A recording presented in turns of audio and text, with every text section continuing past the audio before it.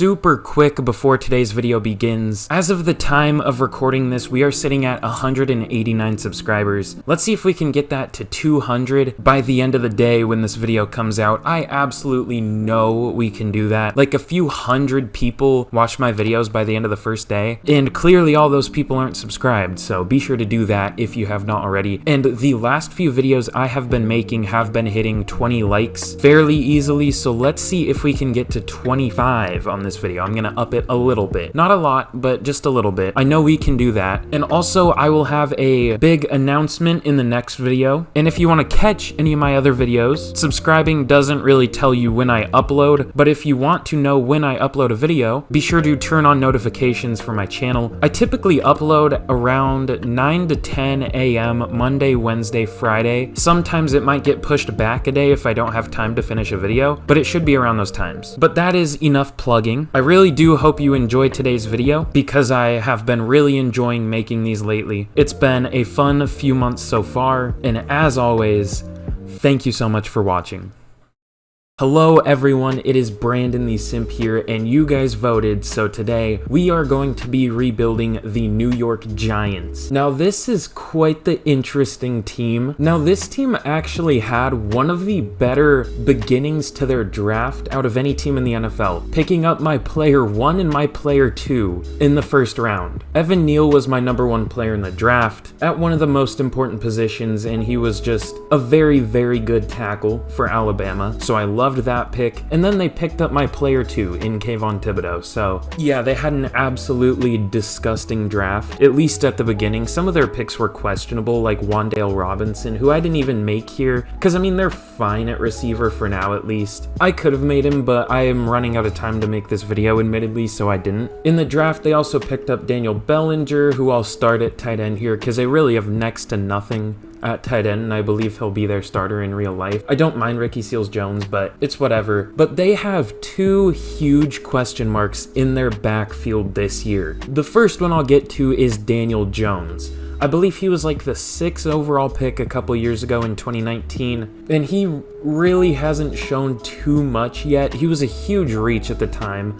I did not like the pick, but it's grown on me a little bit because he does have the upside. The big problem with him is the turnovers, namely the fumbles. He fumbles an incredible amount. He got that in check a tiny bit last year, but he still has a ways to go. I personally don't think he'll be able to do it. Well, I don't know if I want to say that. He does have a great surrounding core, which I'll get to in a minute, but I just don't know if he has it, if you know what I mean. Like, the good quarterbacks, they have that kind of it factor, and I don't really think Daniel Jones has that. Obviously not all of them have that, but I just don't know. I don't have that feeling that he can work out. And then the other big question mark in their backfield, Saquon Barkley. He has all the athletic ability in the world. He just really lacks vision. He's kind of like an extreme version of, well, no, I would say Trent Richardson was an extreme version of him. Because Trent Richardson obviously had no vision. Way worse vision than Saquon. I'm not making that comparison with him and Trent Richardson, because he was just worse. But Saquon is kind of similar, a running back that was drafted very high and just doesn't have good vision. Now, obviously, Saquon Barkley is way more athletic, was a way better college player,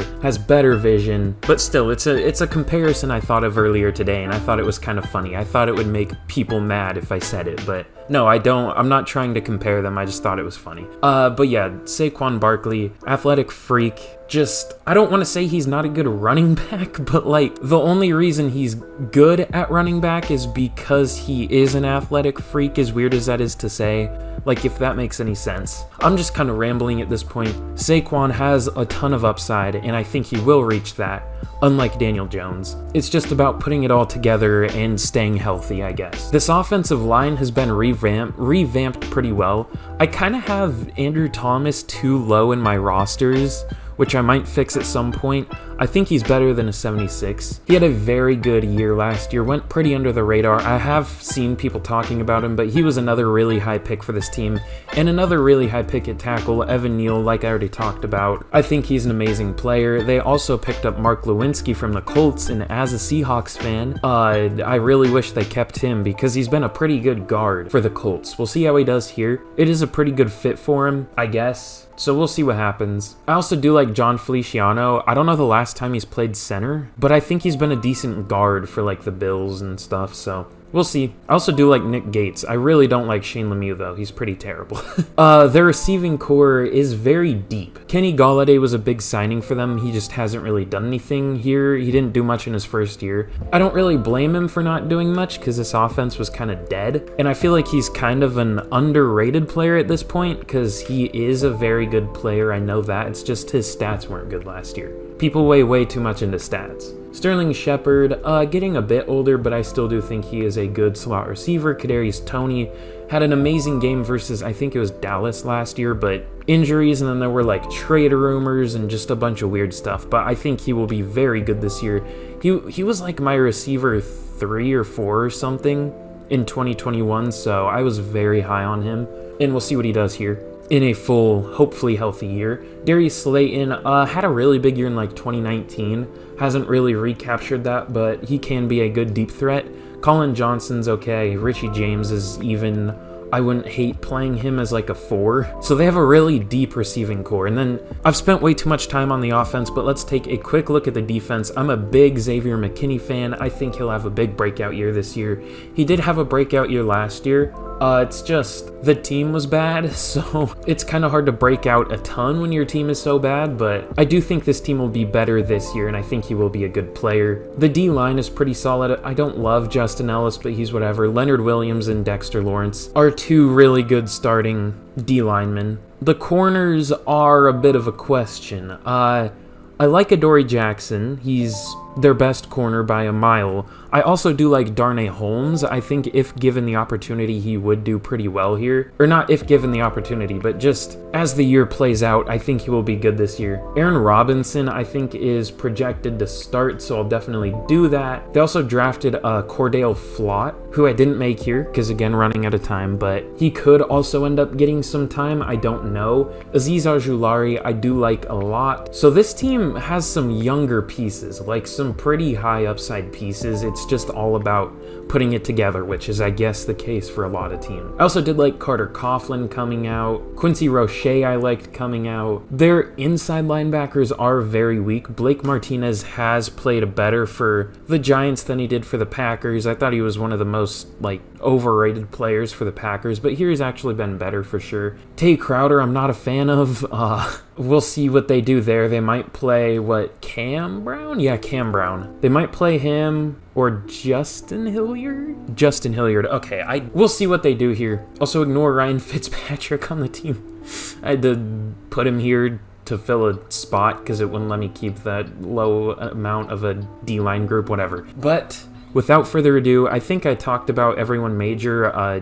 Julian Love is a pretty good player, kind of like a hybrid corner safety thing, whatever. But without further ado, let's get into the mid-season point of year number 1, and hopefully we're either good or contending for the number 1 overall pick. I could see either one of those happening here. Alright, at the mid-season point of year 1, we are 2-5. That's about what I expected. I can't be too disappointed. I wish we were a little better, or maybe like 0-7 so we can have the number 1 pick, but I'm definitely not too mad about it. We do have some upgrades here. Darnay Holmes, that's actually pretty big, getting him up to a 73 overall. We'll just auto-spend the rest of those, but yeah, this team, it's doing about as I thought it would. We have a breakout here, though. I wonder who this is going to be. Williams, so Leonard Williams, I guess? Yeah, it is Leonard Williams. Okay, I was like, I don't know who else that would be. And we do have some re-signings here. These are probably contracts that are already done in real... Oh, no, that's just depth pieces. Okay, and we get smoked 45-27, and of course Leonard Williams doesn't get it. Well, fuck. Alright, at the end of year 1, we finish 4-13. I'm actually pretty happy about that, because that will put us in contention for what? What pick is that going to give us? We're going to have the number 3 overall pick, finishing only ahead of the Seattle Seahawks and New York Jets. That's fun. There are no winners from the Jamal Adams trade, only losers. But here it looks like Daniel Jones did pretty bad. 4,000 yards, 24 touchdowns, 15 picks. I mean, none of that is really good. 4,000 is low with the new 17th game in the season. 24 touchdowns is low, and 15 interceptions is a lot, so that was a pretty bad year. Saquon was decent. It looks like he got the ball a lot with 1,200 yards, only 4 yards per carry, 7 touchdowns, but 310 attempts. That's quite a few. Kenny Golladay finished with 1,069 yards, nice, but only 6 touchdowns because we didn't have many passing touchdowns. Sterling Shepard had 856, Kadarius Toney had 805. Ricky Seals-Jones started. I put Daniel Bellinger's the starter. I hate this game, but he almost had 800 yards with 3 touchdowns, which is whatever. Well, that sucks. Oh boy, Evan Neal let up 22 sacks. Wow, I'm in pain. That is actually the worst blocking season I've seen, except for the 0 overall rebuild. Even if he was a left tackle, that was a ton, but right tackles typically let up less than left tackles, and he still let up 22. So he probably would have let up like 30 as a left tackle, so that's fun. Shane Lemieux was also terrible, letting up 11 sacks as a left guard. That was arguably almost worse than Evan Neal. Andrew Thomas let up 8, which is good. John Feliciano let up 3, which is fine, and Mark Lewinsky let up 1. It seems like right guards never let up sacks in this game, which is interesting. In terms of tackles, Tay Crowder led the team with 129. Blake Martinez had 122, Darnay Holmes had 112. Tackles for loss, we had a lot. Leonard Williams, 16. You can see the rest of these. I don't feel like naming all those. And in terms of sacks, it was okay. We didn't have one person blow the rest of them away. Pause. But Leonard Williams had 7.5. Kayvon Thibodeau had 6. Dexter Lawrence and Azeez Ojulari each had 4. Tay Crowder had 3. Tay Crowder had a really good year, to be honest. I don't know how I feel about that. And in terms of interceptions, we had none. We had, 7 in total? 3, 4, 5, 6, 7, yeah. 3 from Blake Martinez, 2 from Adoree Jackson, and 1 each from Tay Crowder and Darnay Holmes. We were 32nd in offense and 28th in defense. I thought we would have a worse defense than offense, but whatever. Joe Shiesty wins MVP. It's not funny to call him that, but for some reason that's my immediate reaction, just to call him that. I don't know. What team are we? We're the Giants. I'm fucking tired, dude. No Giants up here. Offensive Player of the Year for the NFC goes to Kyler Murray, overrated, sorry, and Baker's up there, interesting. Defensive Player of the Year goes to Nick Bosa. No Giants up there. This team sucks. Offensive Rookie of the Year does go to an actual rookie in Desmond Ridder, so that's good. Elijah Mitchell up there, not an actual rookie. Kadarius Toney comes in at number 10, even though he wasn't technically a rookie. I wish we started Daniel Bellinger. Micah Parsons wins Defensive Rookie of the Year, even though he isn't technically a rookie. Aiden Hutchinson is technically Defensive Rookie of the Year. Kayvon Thibodeau was up there, technically at number 2, at number 7. It's a weird thing to say, and Azeez Ojulari was up there. Okay, Jimmy G won Best QB. That's terrible. Well, this was quite the year. That's about all I can say about it. Let's get into the offseason. Alright, so in the Super Bowl, the Bengals actually win it, this time against an equally toxic fan base. But yeah, the Bengals were very good this year. They normally don't do that well in Madden Sim sometimes, but here they win the Super Bowl against Dallas. So that's pretty interesting, I think. What is that? Did this game get an update? What the hell is that? Why does it say 5 next to it? It tells you how many? When did this game get an update? I didn't think they would still update franchise mode. When did this game get an update? I don't know, but either way, just some depth pieces here. I guess I'll re-sign Marvin Wilson. He just ends up as a free agent a lot of the time. Same with Jordan Davis for some reason. I hate how it decides to cut him. I wish I could make it not do that, but yeah. EA moment. But we'll re-sign some of these depth players here, and then, yeah. Here in free agency, the one good player here is a player that should not be here in Chris Godwin. He signed a pretty big extension, didn't he? Or did he just get tagged? Wait. Okay, yeah, he signed a 3-year deal. I'm not gonna mess with him. I'll definitely have to change that in my rosters. I'm definitely still gonna have to change a lot with my rosters because there are a lot of players that should be here that aren't here, a lot of players that shouldn't be here that are here, so it's kind of just a mess. But you know, that's kind of the whole theme of my videos, just a big mess. Alright, here in free agency, we are going to go after Matt Gay. Obviously, I get him in most rebuilds because funny last name, and I'm totally mature. We're going to be going after Isaiah Oliver just to be like a second corner. I was thinking about just waiting until the draft to draft another corner, or to pick up another corner, I should say, but I'll get Isaiah Oliver in case there aren't any good ones that we can get. Doug Costin, I think he just signed with the Steelers? Yeah, he just signed like 40 minutes ago as of me recording this, which I didn't even know he was in the USFL, but apparently he was super good. And dude, after he got cut from the Jaguars, I just didn't know why nobody was picking him up, and finally he has to show out in the USFL, but he does get picked up, so it's pretty cool. And we're gonna bring in Ben Burkervin. Big fan of him as a Seahawks fan. I loved him coming out of Washington. He's kind of like a safety playing linebacker a little bit.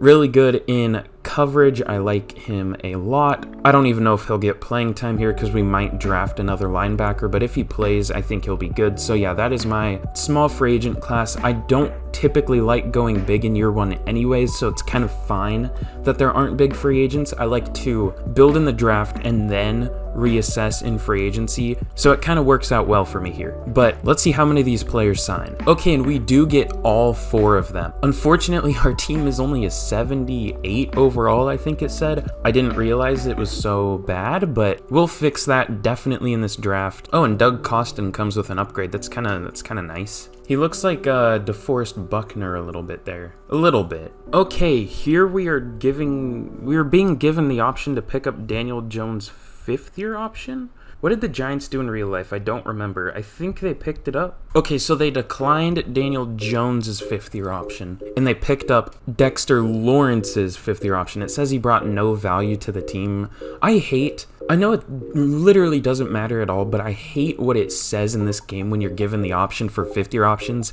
It literally says the opposite of how they played. Like, if a player was like a backup, it'll say they got on the field and played well. If a player was a starter, and your player could win, like, MVP, and it will say they provided no value to your team. It's so dumb. I hate it so much. All right, here the Jets actually have the top 2 picks. I forgot, yeah, this is technically the last year's draft, so the picks aren't updated, so the Jets still have the Seahawks and their own picks, so that's not very fun. We'll see what they get. They get Alan McCoy, a receiver, and they took the quarterback I was looking at. So we have the number 8 pick as well. I'll probably have to trade that back to the Bears, I think it is. But I scouted Kedrick Hood. Does he look good? Does Hood look good? He's a very strong quarterback, has a good broad jump, has an okay 40. He has elite throw power, A throw accuracy deep, A throw accuracy mid, A awareness, B throw accuracy. He looks pretty good. I love the elite throw power. Let's take him. And he has normal. God damn it, I knew it. I knew it. He shouldn't have normal. A player with 94 throw power should technically have more upside than I don't know. I guess development doesn't technically mean upside, but it kind of should a little bit. Like, I don't know, this game annoys me. Why did the game decide to scout defensive line? That was like my strongest position. That was our team's strongest position, and it's like, yeah, okay. You need a lineman? No, fuck you. We're gonna draft interior D-line. 3-4 D-linemen. That's fun. Here, I think I'm gonna go, no, I'm gonna go Jim Stanley. He is a 6'3", 312-pound, 22-year-old center, running 5.25, 34 reps on the bench, so pretty good for this game. A lot of the bench rep numbers are really high in this game, but 34 is still good. He has a lot of A's for impact block, power, and finesse, and B's for pass block, finesse, and awareness. So let's take him. And he also has normal. I have a curse lately. My last draft, in my last rebuild, I had only normal devs. I didn't get a single hidden, and it looks like that's the case again. I hate this game. I guess that's what I get for saying I'm the draft god. All right, here I think we're gonna go Jonathan Kennedy. Hopefully he doesn't go to any parades in the 1960s. We'll find out. But he is 6'6", 265, 22 years old, out of Louisville. I've heard like 5 different whatever the hell is for that. He ran a 4.64 at the combine, 4.58 at his pro day as a tight end is pretty good, especially considering that was only 3rd. He did do very well in the bench press as well, so that's really nice. He has B awareness, B run block. We unfortunately don't know a whole lot about his receiving game. Thank God they're fixing that in the next game. I might have to make a video about that sometime soon, because that's a pretty big update. That's kind of the reason, one of the main reasons franchise sucks right now is because drafting, you don't really know about the players you're picking. So yeah, I'll definitely have to make a video about the franchise mode updates and all that kind of stuff, but let's go JFK. And of course, he has normal dev once again, but he does have 86 speed as a tight end, so that's cool. Okay, here I think I'm gonna go Paul Rhodes. This guy looks insane. He's 5'11", 229, only 22 years old out of Texas A&M. Skipped the combine, so that's pretty cool. He has elite speed though, hold on. I'm glad it at least says he has elite speed, which I would hope so with the type of player he is, which you'll see in a second unless you saw it when I went over there. Good strength, so that's pretty cool. But he has A-man coverage and A-zone coverage. He also has B play rec and A impact block, so he's not a weak player at all. He kind of knows what he's doing, and he's good in coverage. So let's take him. What? Dude, I'm cursed. I swear, I am cursed. That player screams hidden dev, and he is normal. I am absolutely cursed, but either way, he looks like a good player. Let's get into the draft recap. Hopefully I did okay, at least. Okay, so it was definitely a decent draft. Kedrick Hood, I think I called him Kendrick. It's Kedrick. You know what, I'm just gonna, hold on, I'm gonna, there we go. I don't like the name Kedrick. It feels wrong to say, I don't know why. Well, wait, did it not update? Okay, no, it did. Okay, but he is a 77 overall. He is a strong arm quarterback, obviously with 94 throw power, 88 medium accuracy, 83 deep accuracy. It seems like there are a lot of players that are better deep than they are short in these draft classes, and that's not necessarily a common thing.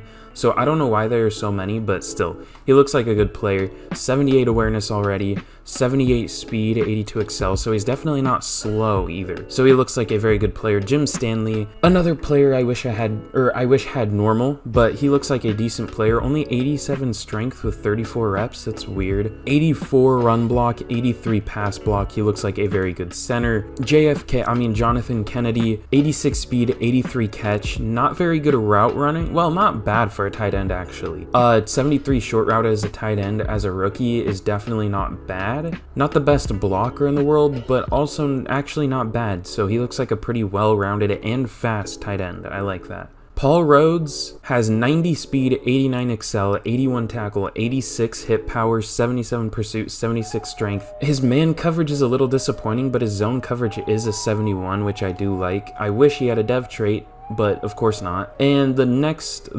best player the CPU took was Cordale Stoudemire. That is one goofy name, dude. That sounds like Quandale Dingle. Like, that sounds similar. I don't know why, but like, that is one goofy name, dude. Cordale Stoudemire. Stoudemire? Is that how you would say that? Stoudemire? I'm guessing it's Stoudemire. And then it took a lot of players. I don't know what their dev traits are. We'll find out later. Okay, I'm gonna be trading Daniel Jones to the Houston Texans for a second-round pick. I'm guessing Davis Mills didn't work out there. We're going to make up that scenario. Actually, I lied. We're going to trade him to Indianapolis. I didn't realize that was a 2024 pick. We're going to trade him to Indy for a second and a sixth this year. With Matt Ryan regressing, we're going to send him there. So goodbye, Daniel Jones. He was definitely something here. There was that one play where he went really fast and then fell. So that was pretty fun. And I'm actually just out here to make Giants fans cry, I guess, because we're going to trade Sterling Shepard away to the Jacksonville Jaguars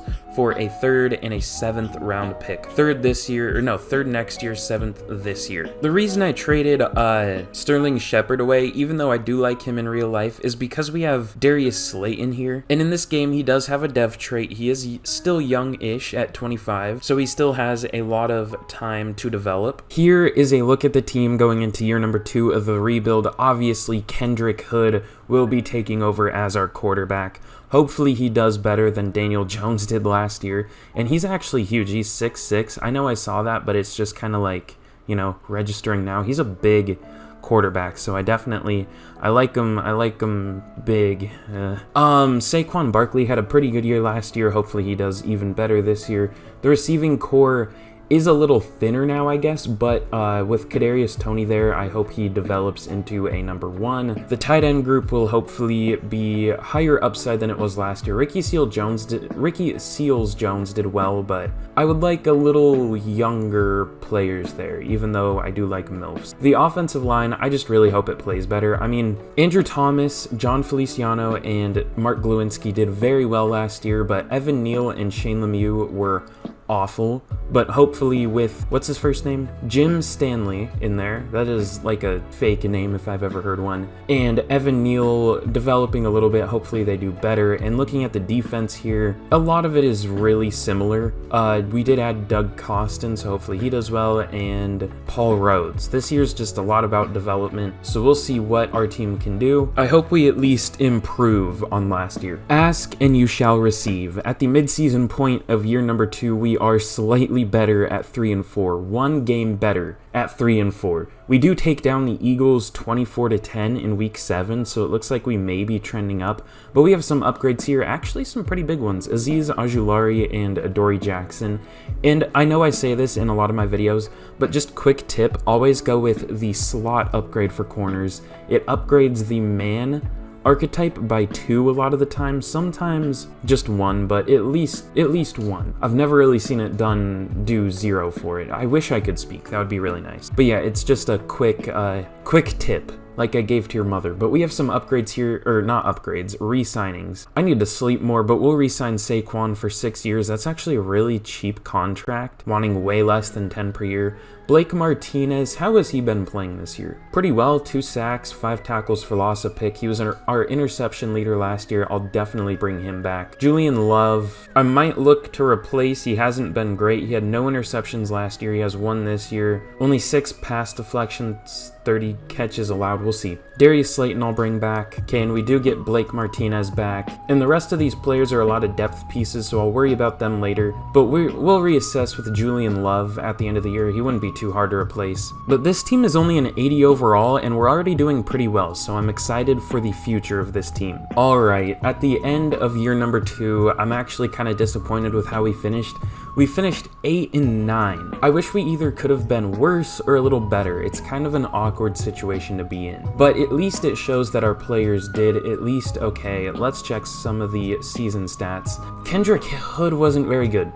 3,800 yards is very low. 32 touchdowns is good, but 22 interceptions. What's his overall up to? Only a 79. I don't love that, I'm not gonna lie. Saquon Barkley, 1,400 yards, 4.3 yards per carry, 14 touchdowns. So, good yards, good touchdowns, not great yards per carry, but definitely not bad. Jonathan Kennedy, JFK, was our leading receiver with 934 yards, at least in terms of yards, and only 4 touchdowns as a tight end. That's kind of weird. Kenny Golladay, 900 yards and 10 touchdowns. Kadarius Toney, 700, almost 800 yards with 7 touchdowns. Darius Slayton with 559 and 5, and Saquon with 500 receiving yards and 6 touchdowns. So he had like 1,900 total yards with 20 total touchdowns. That was a really good year. In terms of blocking, it was much better. Andrew Thomas led up the most sacks on our team with 10, but as a left tackle in this game, that's not bad at all, as weird as that is to say. Jim Stanley was our worst lineman in my opinion, letting up 9 sacks as a guard. That's not ideal. Evan Neal really cut his sacks down with 8 this year compared to 22 last year. Nick Gates wasn't great, letting up 5 sacks. I kind of wish I started John Feliciano, but I just wanted a younger player. And Mark Glowinski only letting up 2 sacks, doubling his from last year though, I guess. Paul Rhodes led the team in tackles with 127. In terms of tackles for loss, Azeez Ojulari had 15. Dexter Lawrence and Doug Costin each had 14. Really good. Whoa. Darnay Holmes had 10 tackles for loss. That's weird. I never really see that from a corner. That's really odd. And it looks like pressure was kind of our main problem this year. We only had 6.5 sacks from Leonard Williams, 5 from Dexter Lawrence, and then 3 from Azeez Ojulari. Only 1.5 from Kayvon Thibodeau. That is not ideal. In terms of interceptions, Paul Rhodes led the team with 4. That is a potential defensive rookie of the year right there. With 5 tackles for loss, 127 tackles, 1 sack, and 4 picks. Julian Love and Isaiah Oliver each had 3 interceptions. Darnay Holmes, Xavier McKinney, and Adoree Jackson each had 2, and Blake Martinez and Aaron Robinson each had 1. So it looks like our sacks are way down, but our interceptions are way up. So it looks like no two things can be good at the same time in this game for some reason, and it's kind of annoying, but I don't know, dude. Our corners actually played very well. That is insane. But Desmond Ridder wins MVP. I don't know about that one, Chief. I think he can be an alright player. I don't know if he'll be an MVP in real life. We'll see. Joe Burrow in there again. No Giants, unfortunately. Jameis on the football team. Or I guess Commanders now. Desmond Ridder obviously wins Offensive Player of the Year. Saquon's up there. I was thinking he could have been a little higher, but Defensive Player of the Year goes to DeMarcus Lawrence. Danielle Hunter up there. That's interesting. No Giants, surprisingly. Offensive Rookie of the Year goes to Doug Bayless of the Seahawks. Kendrick Hood coming in at number 2. No. JFK coming in at number 4. I'm surprised he's not higher even, because he was our leading receiver. And Paul Rhodes does win Defensive Rookie of the Year. Okay, that's really nice. No other Giants. Where did Saquon place? He was number 3 for best running back. So definitely a kind of disappointing year. It seems like a lot of the rebuilds I've been doing lately have had some pretty disappointing years, but I guess that's just the way it goes with this game because it's really inconsistent. But let's get into the offseason and let's fix this team. All right, the Atlanta Falcons, led by Desmond Ridder, take down the Buffalo Bills 31-13 in the Super Bowl. The Bills are just cursed. I mean, they put up 13 points. That's the unlucky number. Backwards, that is 31. That is the Falcons score. They've lost like 5 Super Bowls now. Poor Falcons. Poor Bills. I don't know, that's kind of funny. Paul Rhodes does get an upgrade here. If he didn't dev up, I'm gonna force give him one anyways. I don't care at all. He probably didn't. Yeah, he didn't. I don't care. I'm giving him a dev trait. Go fuck yourself, game. In terms of re-signings though, I'm definitely gonna bring back Julian Love, especially because he's so cheap. He's only $4 million per year, just a little over 4. Is there anyone else I want to bring back here? I guess I'll bring back John Feliciano because he played well when he was on the field, so we'll bring him back. Just never mind. I was going to say just to be a depth player, but apparently not. Jordan Elliott, do you want to re-sign? Cool. Doesn't really do much for us, but cool. And I think I'll just let the rest of these guys go. I guess I'll re-sign DJ Wanham. I guess I want him. It's really unfunny. But let's go. Let's get into the offseason. Now hear me. No, I'm not gonna do it. But that would be funny if I did do it. I kind of want to do it a little bit, but I've gotten him in so many rebuilds. I kind of still want to do it though. But I won't. I'm not gonna sign Aaron Rodgers. Tom Brady? No, I won't do it. I don't know. I'm worried that Kendrick Hood won't play well enough for us to actually compete this year, but we'll have to see. I want to see if I can free up any money on this team. Leonard Williams is making $18 million a year. To get what, like 4 sacks? I'm good. I might re-sign him, but that is a lot of money. And Kenny Golladay, that'll save us $14 million. I'm definitely okay with that. We're going to go hard in this free agency. I might re-sign both of those players. We'll see. But I doubt I'm going to re-sign Kenny Golladay, unfortunately. I think eventually he'll be worth the contract he got in real life, but definitely not here. So we have $77 million now. I am going to try to re-sign Leonard Williams just for cheaper. Much cheaper. 2 years, whatever, like $18 million. He's making in 2 years what he would be making in 1 year here, so that's pretty cool. And I think after this free agency, I'm going to switch the playbooks. I know I do that so much in rebuilds, but I just get sick of running with a playbook that doesn't do anything. Just knowing that we don't really have a chance just because of the playbook annoys me, so I always like to switch it. I don't know, maybe that's just a personal thing, but like playbooks really, really do matter in this game. Our corners were actually very nice last year, so I'm not going to bring in anyone new. And I think I'm going to bring in Mecole Hardman just for fun. And you know what? Why not? I'm going to bring in Laviska Shenault with Superstar Dev. We're going to make this a stacked receiving core once again. A loaded, super deep receiving core. I'm actually a big fan of Laviska Shenault, by the way. I think he'll be a very good player. Okay, so we do get all 3 of those players. Leonard Williams, Laviska Shenault, and Mecole Hardman. I'm very happy with that. I don't know why I forgot Mecole Hardman's name for a second. I was looking right at it, but whatever. So that makes this a very young, very high upside receiving core. We don't have a true, like, superstar receiver at all. Well, I guess technically we have 2 of them, but you know what I mean. We don't have a really good... We definitely do need a center. Stanley is a left guard. Well, actually, I might play Stanley at center and move someone someone we draft to left guard. We'll have to see what I want to do there. Oh, whoa. Harden has superstar. He was just a random later player we took. How can I get him some playing time? I want to get him some playing time. That's actually pretty cool. He's a decent slot player. Let's see if he's a good safety. Yeah, he's a pretty good safety. 60. He stays the same overall, so I'll definitely have him as our backup safety. That's actually really cool. It's rare to get superstar players later in the draft, especially lower overall ones. And I'm picking up 3 other depth pieces here, 2 running backs and a center. I'm a big fan of JC Hassanauer in real life. We'll see if he gets a chance to play at any point in the future. He was a stud in the, was it the AA? There have been so many like secondary leagues now that I don't remember which is which. But he was a stud in one of those, like, not little leagues, but you know what I mean. And yes, I'll pick up Andrew Thomas's 5th year. Very cool. All right, here in the draft, we have the number 14 overall pick. The Texans have the number 1 pick. We just traded them Daniel Jones, so apparently, I want to check that. How did that work out for him? Ignore the loud-ass trade. Oh, wait, no, never mind. I forgot. I didn't trade him to the Texans. I was going to. Davis Mills started, and he had a very comparable stat line to our quarterback. We traded him to the Colts, and apparently he isn't there anymore. So it looks like that worked out super well. Daniel Jones ended up on the Steelers, only throwing 3,100 yards, 24 touchdowns. Not many interceptions, but I'm definitely not mad that I got rid of him. Definitely not. Shoutouts TKD for the subscription. I just saw that on my phone. But I think with the 14th overall pick here, I'm going to go Dom Knox. There are a lot of tackles here, but they all look terrible. So we're going to go with, I think he's projected to be like a 1st to 2nd round, or wait, oh yeah, I was in guards, 1st to 2nd rounder, so definitely should go about here, maybe a little later, but about here. He is 6'2", 304, only 22 years old, out of Mizzou.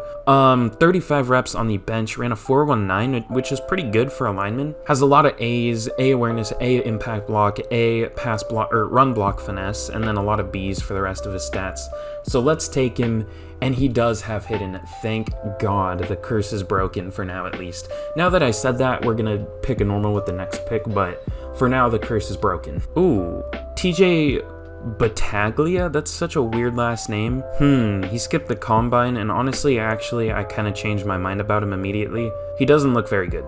Only decent strength. Yeah, no, how about no? I'm not doing that. Alright, I have an addiction to drafting centers apparently, so we're gonna go Jeremy Oliver. 32 reps on the bench, which is meh, but he is pretty quick. 2nd and 1st in a 40-yard dash at his pro day and the combine. I don't know why that was so hard for me to say.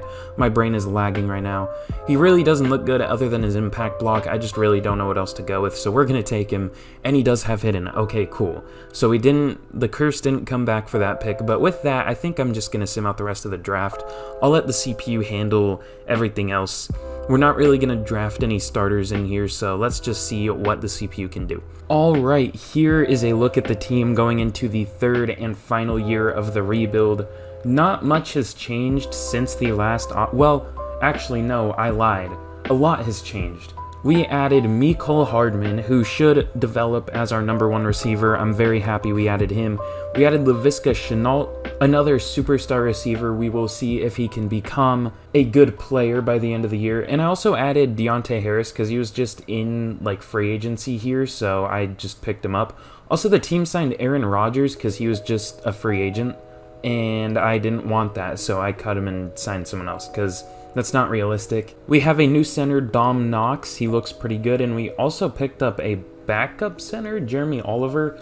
I would play him at guard, but he's only 298, so I don't know how well that would work. And on the defense here, not too much is different here at all. Actually, I don't think there's a single new starter from last year. Yeah, I think it's all just the same. So our defense is the same, but our offense is a bit upgraded.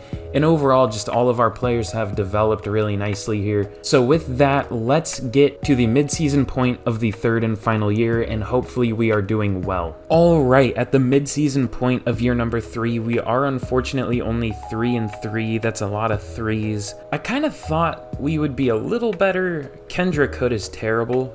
8 touchdowns, 8 interceptions. Almost has more interceptions than touchdowns. That's very rare for Madden, and not in a good way. So yeah, Kendrick Hood is he ain't making it out the hood, that's for sure. This has been a terrible year.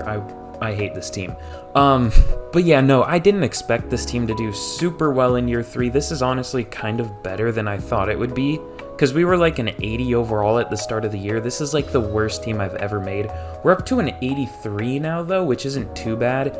And I slow simmed the first few games of the week, and Kendrick Hood had, I think it was 4 touchdowns and 6 interceptions. At least he's improved a little bit, but he has been terrible. It did look like Mecole Hardman is doing pretty well. And I didn't switch any of the schemes. Maybe I should have, because yeah, it looks like we're not doing too well. You know what? I'm going to throw a last second Hail Mary, because I don't think we're going to finish very well. We're going to go to the Tampa Bay playbook for the second half of the year. Or should I go like run heavy, because Hood is terrible? No, we'll go with Tampa Bay just because it's broken. So we'll see if that will make Kendrick Hood good, but that rhymes. But let's get to the end of the year. Hopefully we finish better than we are here. All right, before I do show the record of the third and final year, if you have not already, be sure to drop a like and a sub and comment down below what team I should do next. Because, I mean, if you made it this far, you have to at least enjoy the video a little bit. You know what I mean? Like, you wouldn't make it this far if you didn't like it, so be sure to do all that. But this team is looking very good, and we did develop a ton. I guess not a ton from the mid-season point. It seems like we are better than we were there,